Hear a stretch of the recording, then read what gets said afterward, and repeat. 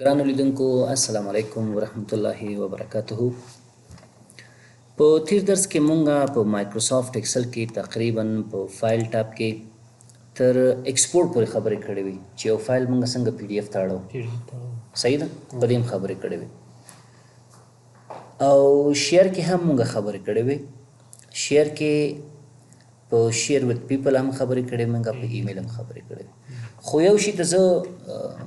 لږ مخکې متوجه شوم چې شیر وذ پیپل کې مونږ صرف دغه نه ویلو که چیرې ته غواړئ چې یو فایل د نورو خلکو سره شریک کړي خو عملي کار پې نه و کړی. صحیح ده؟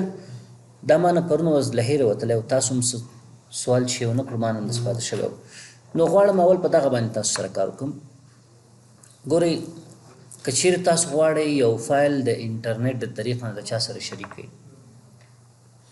که ستاسو په کمپیوټر کې آوټلوک پروګرام اوسي او که نه اوسي څه فرق نه کوي. البته دې ځینه ته دا کار کولی شي.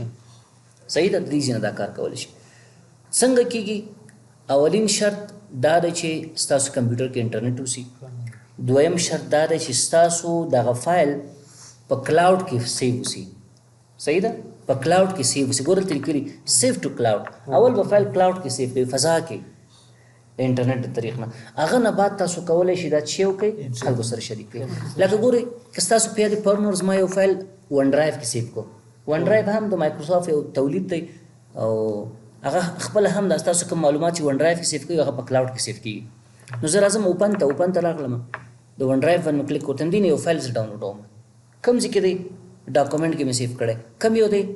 دغه سټوډنټ رجسټریشن فارم دا دی. زه ورته همدا خلاصوم. په دې مې کلیک وکړه، دا څه شو؟ خلاص شو. اوس خلاصېږي. تاسو لږ صبر وکړئ، ګوره انټرنیټ څخه ډاونلوډ کېږي. دا دې راغی ماته دا خلاص شو. هغه بل فایل یې بندوم بېرته، دا صفحه مې بنده کړه، دا مې د ون ډرایو نه ډاونلوډ کړه، دا مې خلاص کړه. اوس وګورئ تاسو هغه آپشن به خپله فعاله شوی. اعظم فایل ته چې راغلم، شیر ته راغلم، شیر ته شیر وذ پیپل. ګوره اوس چې په دې باندې کلیک وکړئ سیو ټو کلاوډ ختم شو ترېنه. ولې ختم شو؟ ځکه دا تیار سیو شوی دی کلاوډ کې، نو ضرورت نشته چې هغه آپشن بیا راشي. ښه اوس څنګه کوم؟ که غواړئ چې دا نورو خلکو سره شیر کړي نو په دې کمانډ باندې کلیک. صحیح شوه؟ دلته لیکلي دي سند انویټیشن ان ګیټ شیرینګ لینکس. نو تاسو څه چل کولی شئ؟ د دې طریق نه کولی شئ خلکو ته دعوتنامه یا دعوت ولېږئ. انویټیشن څه ته ویل کېږي؟ دعوت ته ویل کېږي چې تر څو د دغه لینک د طریق نه هغه فایل هغه خلکو سره شریک شي. نو څه کوم؟ په دې مې کلیک کړه. چې په دې کلیک کړه ما ته دا فایل لېږي، بلکل ته دا فایل لېږم. دلته زما نوم شیان راځي. دا څوک دی؟ دغه کس. دا زه یم. دا نوم څنګه بدلیږي؟ دا نوم دلته داسې چلو کې تاسو راشئ فایل ته چې راغلی د اکاونټ ته راشئ وګورئ دلته زما نوم پروت دی. دا نوم دی که نه دی؟ ځکه ما په ون ډرایو کې هاټ میل کې ځان ته اکاونټ جوړ کړی دی، هغه اکاونټ مې د مایکروسافټ افیس کې لاګین کړی دی، نه داخل شوی یم ورسره. نو ځکه زما نوم دلته راځي. چې کله شیر ته راغلم شیر وذ پیپل مې انتخاب کو، دا کم کس چې دا فایل شیر کړي هغه دا کس دی. دا اوس دلته ګورئ لیکلي ایډیټینګ وایي دا فعلا لګیا دی، د فایل کې کار هم کوي. ښه وروره چا سره چا ته دعوت ورکوې؟ څوک انوایټ کوې؟ ګوره انوایټ پیپل دغه ایمیل ادرس به تاسو ولیکئ. دلته ګوره آوټلوک دا شیان ضرورت نشته. زه ورته زه دا کس ایمیل ته لیکم. ښه چې لیکي iSaifzada@gmail.com دا مې ولیکو. صحیح شوه؟ دې ته لیکي که کوم بل کس هم شته دی زه ته هم چې دغه کس دا لینک لیکم. څه میسج چې شی ورسره اضافه کوې که نه کوې؟ مثلا پلیز see the link or download the file from the link. هر څه چې لیکي ولیکه پکې. صحیح شوه؟ و هغه نه وروسته څه چل به وکړې؟ شیر باندې به کلیک وکړې. شیر باندې چې کلیک وکړو اوس ګوره ما ته دلته یو میسج راکړو سینډینګ د فایل. فایل څه شو؟ ولیکل شو هغه کس ته. بیا ګوره زه دا کار کوم، راغلم فایل چا ته لیکې؟ iSaifzada@gmail.com. صحیح شوه؟ دغه ایمیل ته لیکي. څه میسج لیکي؟ ورته هم لیکم بلکل فقط لیکم پلیز download the file from the shared link. کوم شریک شوی لینک چې تاسو سره د څخه فایل څنګه څه ډاونلوډ. دا کس څه شي کولی شي؟ صرف کتلی شي که تغیرات هم راوستی شي پکې ایډیټ کولی دی شي، مشکل نشته دی. صحیح ده؟ هغه نه وروسته شیر باندې کلیک ګوره فایل څه شو کس سره شیر که چیرته وایي چې زه یو ایمیل ادرس اخلم د آوټلوک نه ما سره ادرسونه شته د کسانو آوټلوک پروګرام کې دي بیا به دغه باندې کلیک کېږي ګوره دې باندې چې کلیک وکړي تاسو سره د مایکروسافټ آوټلوک پروګرام اډرس بوک خلاصېږي اډرس بوک چې تړل کېږي یو ځای دی چې په هغې کې موږ ټول ایمیل ادرسونه سیف کوو هغه ثبت کوو پکې صحیح ده ګوره چې په دې کلیک کوم ما ته اډرس بوک خلاصې دا ټول ایمیل ادرسونه دي ویني دا خلاص شو چې هر یو ستا په کار یم هغه باندې کلیک وکړه مثلا زه څه کوم دلته خپل ایمیل ادرس پکې پیدا کوم وګورم چې زما ایمیل ادرس شته که نه شته دی ځای کې که یې ښه درښه کړم دغه د محمد اسلام دا مې کلیک اوکې مې کلیک هغه ایمیل دلته راکړه که نه صحیح شوه بیا شیر باندې کلیک کړه دا فایل د کسر څه شو کم کسان سره شیر شوی هغه دلته راځي ګوره د کسانو سره دا فایل شیر شوی اوس څنګه ته پوهېږي چې دا واقعا شیر شوی دی که نه دی شیر شوی نو زه څه کوم اول آوټلوک خلاصوم آوټلوک سره مې شریک که نه دې کې ما دا آی ټي ایمیل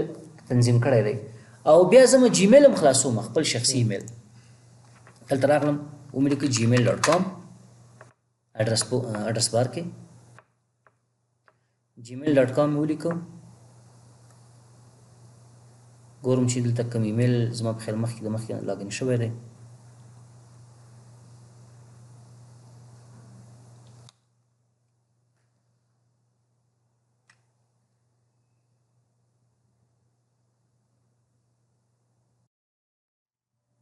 ګوره دلته ماته یو میسج راغی آوټلوک نه محمد اسلام صاحبزاده shared student registration form with you مخکې مو ولېږه آوټلوک ته که نه وایي تا سره محمد اسلام صاحبزاده یو فایل دی په دغه نامه باندې هغه تا سره شریک کړی دی ګورې آوټلوک ته راشي آوټلوک کې به هغه خپل اټومیټیکلی راغلی که نه پرې کلیک دا اوس وګورې هغه فایل دلته راغلی که ګورې اوپن باندې کلیک ډایرکټ څه کېږي خلاصېږي درته او بله خبر دا ده ګوره زه ایمیل ته ځم خپل ایمیل خلاصوم ایمیل مې خلاصوم تاسو وګورئ چې زما ایمیل ته به م راغلی که نه یې راغلی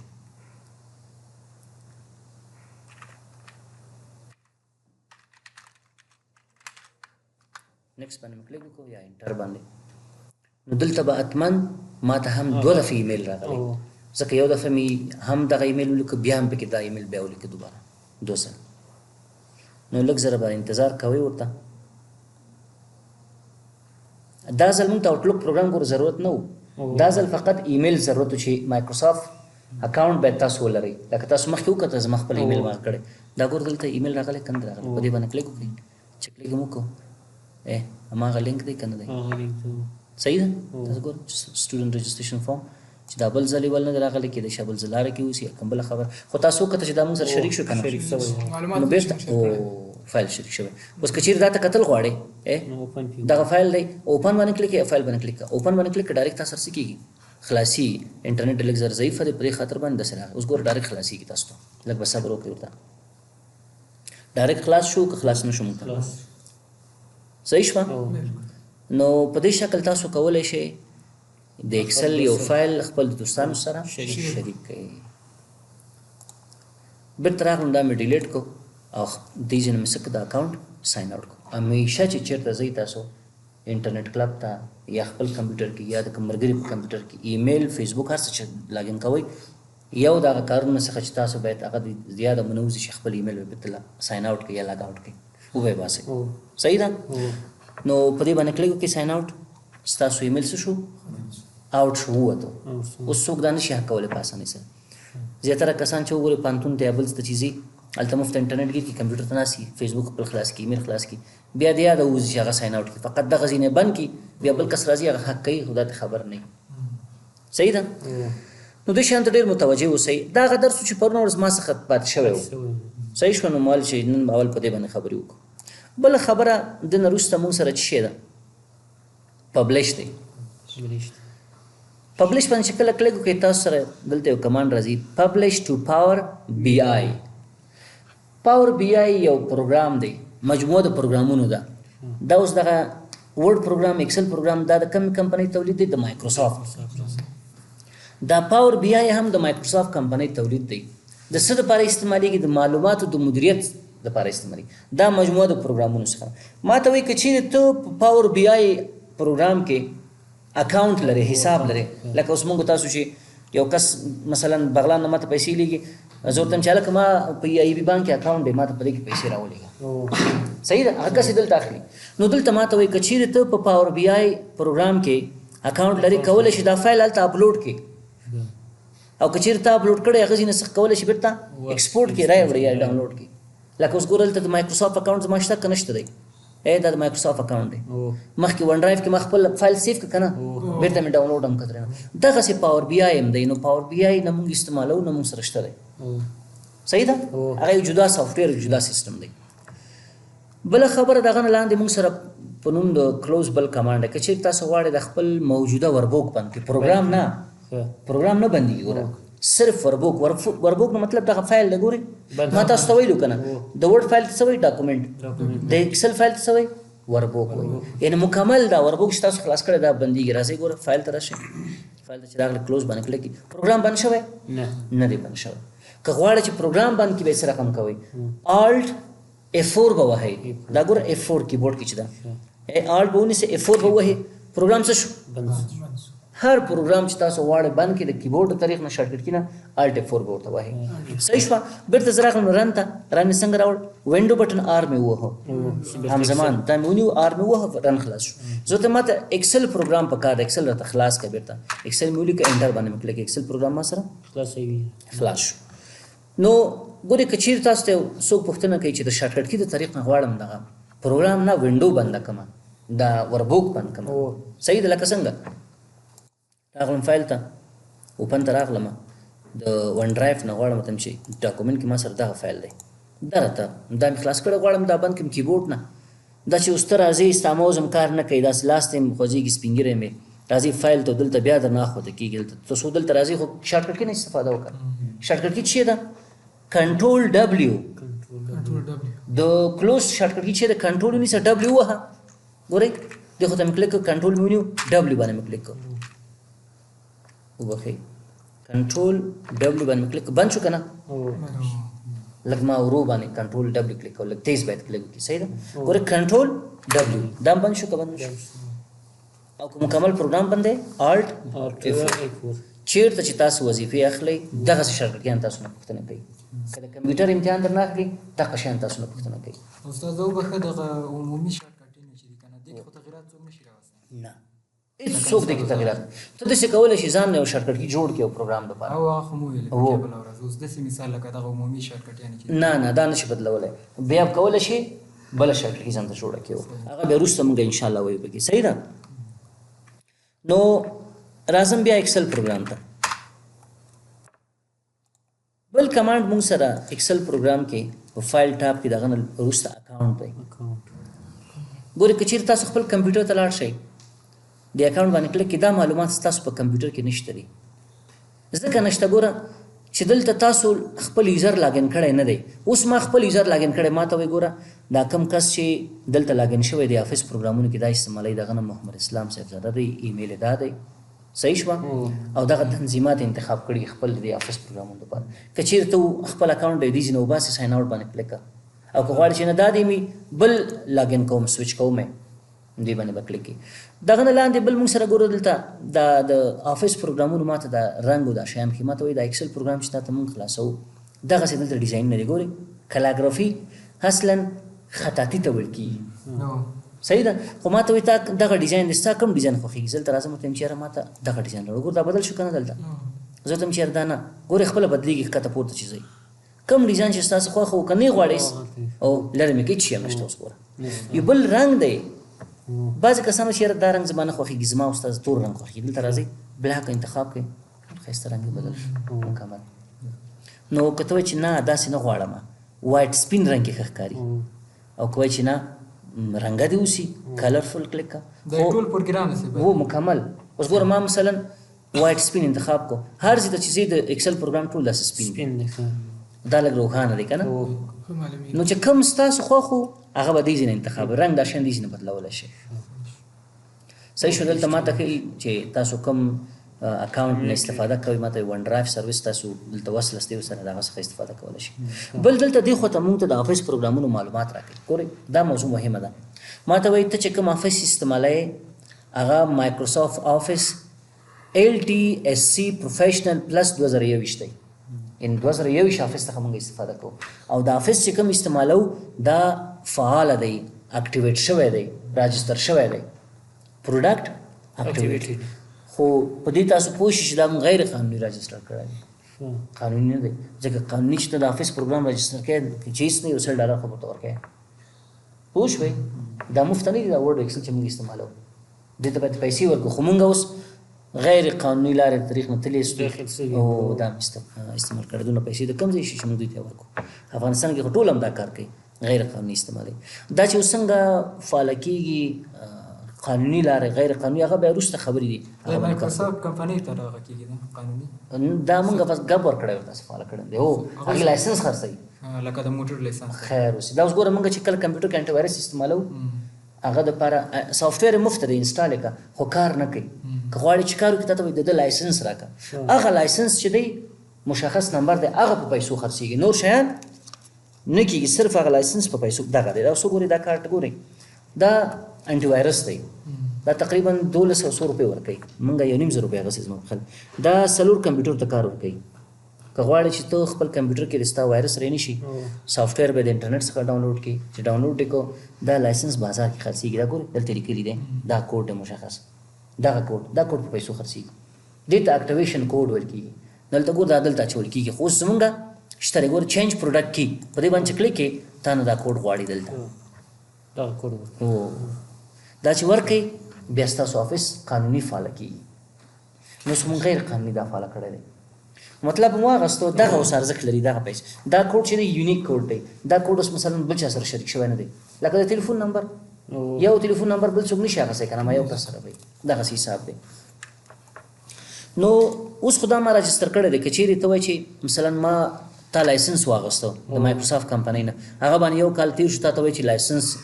نوی کا او تا نوی لایسنس واغست هغه واخلې د دې په ځای باندې اچې دلته ګوره چینج پروډکټ کې باندې به کلیک وکړې هغه کوډ بل ته ورکړې هغه نه وروسته به انټر کلیک کړې ستا د افیس به بیا یو کال نور دپاره تمدید شي